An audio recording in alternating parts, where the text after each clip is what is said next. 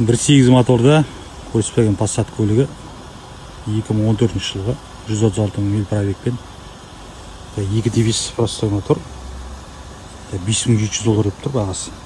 Көлік соғылмаған, ұрылмаған, суға батпаған, отқа жанбаған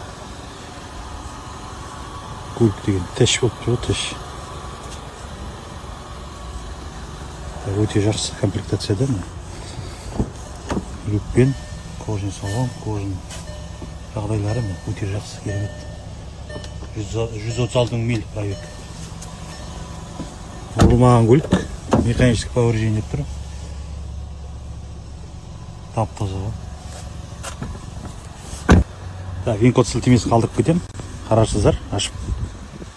Көлік деген тап-таза күйінде. Штатный титанмен. Қысқы дөңгелек салып қойған. Протектор азайған екен. Моторларын қараңыздар. Тап-таза. Қылқан жоқ қой, қылқан.